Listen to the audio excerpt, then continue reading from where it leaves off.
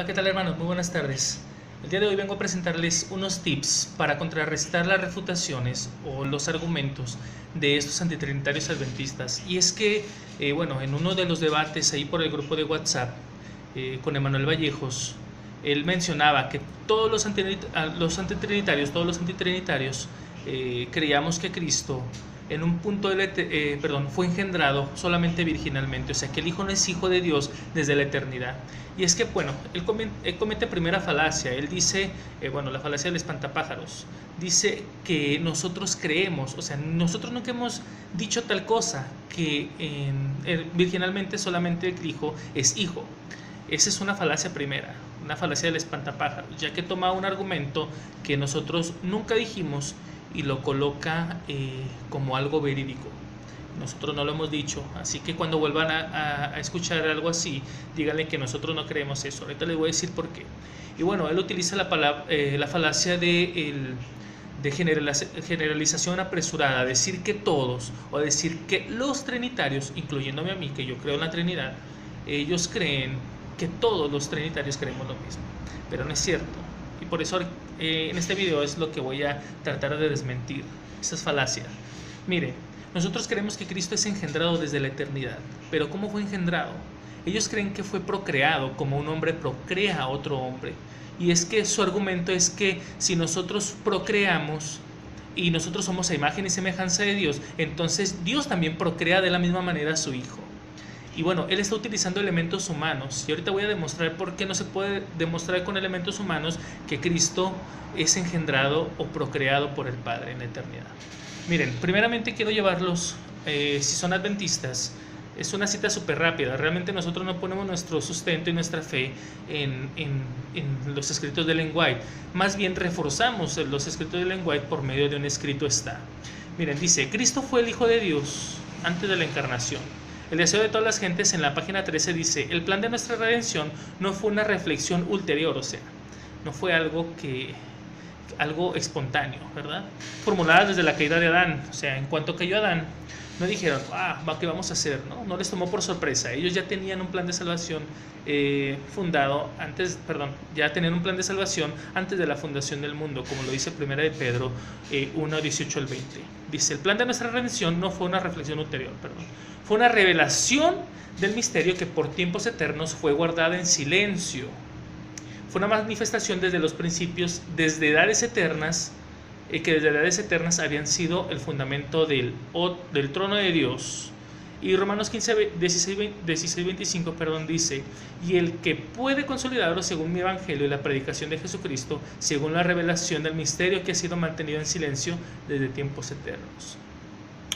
Había muchas cosas, como lo dijo Jesús, que nosotros aún todavía no sabíamos, pero que el Espíritu Santo iba a dar testimonio. Entonces, esta revelación ha sido dada por el Espíritu Santo a lo largo del tiempo.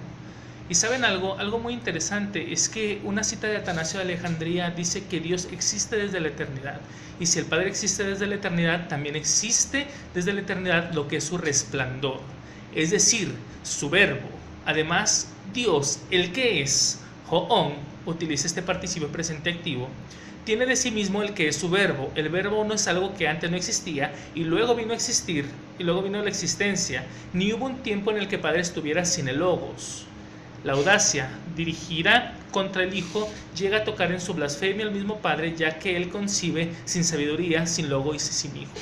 Mire, cuando nosotros decimos que Logos o Cristo, ese pensamiento o la sabiduría es procreada, quiere decir que el Padre, en un punto de la eternidad, no tuvo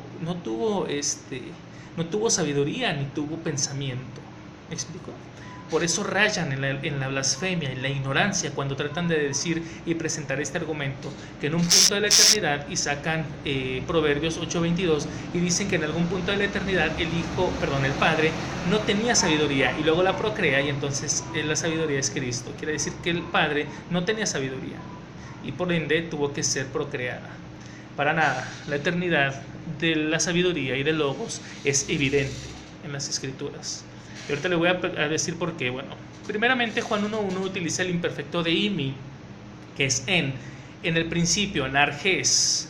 En hot logos quiere decir que el Hijo era en el principio era, no vino a ser, sino era ya cara a cara o cara en prostonteion. O sea, quiere decir que el Hijo ya era con el Padre antes. ¿Sí me explico? Antes de la creación, antes del principio, el Hijo y el Logos y Dios ya eran. No quiere decir que vino a ser. Y bueno, utiliza también el presente activo, el participio presente activo hoon en Romanos 9:5, el que es Dios bendito, ¿verdad? Entonces quiere decir que el Hijo no solamente es divino como el Padre, sino también el que es su eternidad. Él no vino a ser ni vino a existir, él ya era. Y bueno, tenemos otra cita de Atanasio que me gusta mucho, y es que bueno, la cita dice algo así: el Hijo no fue engendrado como se engendra a un hombre de otro hombre, de forma que la existencia del Padre es anterior a la del Hijo. El Hijo es vástago de Dios, y siendo hijo del Dios que existe eternamente, él mismo es eterno. Es propio del hombre a causa de la imperfección de su naturaleza engendrar en el tiempo, pero Dios se engendra eternamente porque su naturaleza es perfecta desde siempre. Miren, espero que les haya servido estos puntitos rápidos, porque nos vamos a ir más adelante. Algo muy interesante es que la palabra monogenes significa único en su clase o único engendrado. Quiere decir que el Hijo es único, su engendramiento es única. ¿Me explico? Su engendramiento es única, no como la de los demás hombres, como estos hombres creen que el Hijo vino a ser producido por el Padre en algún punto de la eternidad.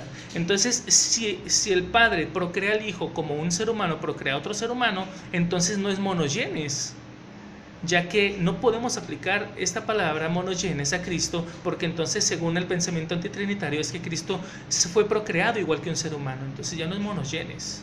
Está como los que dicen que Colosenses 1:15 es la primera creación, primogénito de toda creación, o sea, que es el primer creado, el primer ser creado, entonces ya no es monogenes, porque pertenece a la creación. ¿Me explico?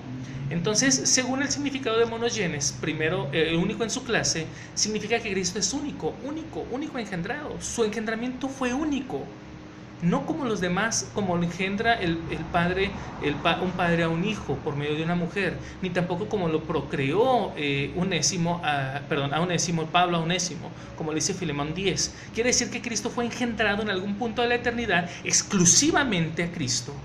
¿Cómo fue engendrado? Bueno, la Biblia nos dice que fue engendrado por medio de un decreto, según Salmos 2:7, dice que Cristo fue engendrado por medio de un decreto en algún punto remoto de la eternidad. Después viene a ser engendrado allí en ese decreto. Se declara cuál es la función de Cristo en el plan de salvación. Y bueno, eso ya sería alejarnos del tema. Pero bueno, mire, vemos que Cristo también es engendrado virginalmente, como se tenía que cumplir, tenía que venir de una mujer, nació de una mujer. Dice la Biblia que se hizo carne. Según Juan 1:14 dice que se hizo carne. Esto lo conocemos como la kenosis. En Efesios 2:7 dice que Cristo se despojó de su divinidad para hacerse siervo. ¿Sí me explico?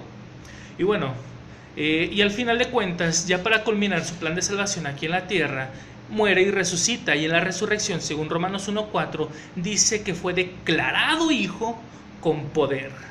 ¿Qué les parece? Aunque muchos quieran argumentar que Cristo no es un rol, que es hijo verdadero de Dios, nosotros creemos que es hijo verdadero de Dios. Lo que pasa es que nosotros no creemos que fue engendrado como se engendra un hombre a otro hombre. Entonces allí caería en rayar la ignorancia y la blasfemia en decir que tenemos un padre que está embarazado, porque para procrear se necesita una mujer y un hombre, ¿verdad? Entonces esos argumentos son falaces, totalmente falaces. Nosotros creemos que Cristo fue engendrado en algún punto de la eternidad, sí, por medio de un decreto fue declarado hijo. Y ese mismo decreto, o ese mismo plan de salvación que el Padre, el Hijo y el Espíritu Santo diseñaron, tenía que venirse a cumplir cuando vino Cristo a la tierra. Murió y resucitó, llevó su plan de salvación, murió y resucitó, y después enviaría a otro consolador. Pero bueno, ese lo podemos dejar para otro video. Algo muy interesante es que ellos citan Miqueas 5:2, donde utiliza: pero tú Betlem, Efratá, pequeña es pequeña para estar entre las familias de Judá. De ti me saldrá el que será caudillo de Israel, cuyo origen es desde el principio, desde los días de la eternidad. Y bueno, la versión cantera inglesa traduce así: pero tú, Belén, Efratá, aunque pequeña para figurar entre los clanes de Judá, de ti me saldrá quien ha de ser dominador en Israel, cuyos orígenes vienen desde antaño, desde los antiguos. Y la Biblia de Jerusalén lo dice así: pero tú, Betelem, Efratá, pequeña para estar entre las familias de Judá, de ti me saldrá el que será caudillo en Israel, cuyo origen es desde el principio, desde los días de la eternidad. Bueno, este texto es muy claro, y es que cuando nosotros vemos una preposición que utiliza Cristo también, incluyendo en la Biblia, en Juan 8, donde le dice de ti salí. De ti salí es un sistema preposicional y está hablando de una salida geográfica, o sea, de ti salí, de fuera de ti salí. O sea, los principios de salida o la salida del Hijo o de este vástago fueron desde los días de la eternidad. Quiere decir que Cristo estaba del lado del Padre, estaba fuera del Padre geográficamente, entre el Padre, y vino a morar a la tierra después de su salida, ¿verdad? De su salida de la eternidad, vino aquí. Por eso es que dice Juan 17, que antes de venir al mundo estaba allá arriba, la gloria, al lado tuyo, junto a ti. Y después dice, y que vino a la tierra, moró con nosotros, y después dice, voy a ti. Voy a ti nuevamente, ¿ok? Entonces después le dice, voy al Padre, a los discípulos, voy al Padre y enviaré a otro consolador. Quiere decir que Cristo no vendría él mismo, sino otro, de la misma clase que él. Entonces sus salidas son salidas geográficas, no existenciales. ¿Sí me explico? Su salida es geográfica no existencial, porque no hay ningún texto en el Nuevo Testamento ni en el Antiguo Testamento donde explique la generación del Hijo. Sin embargo, sí tenemos textos donde mencionan la eternidad del Hijo. Entonces, bueno, es algo muy interesante lo que estos hombres están queriendo hacer al querer desvirtuar lo que el Hijo es. Y el Hijo es Hijo por medio de un decreto. Y es que miren, Padre, Hijo y Espíritu Santo, estos tres no son títulos, no son nombres, son títulos. Padre no es un nombre, Hijo tampoco es un nombre, y Espíritu Santo tampoco es un nombre. Lo que sí es un nombre en la eternidad es Yahweh. Los tres poseen el mismo nombre, por eso es que Dios es un Dios de unidad. ¿Ok? Que tengan muy buena tarde. Dios les bendiga.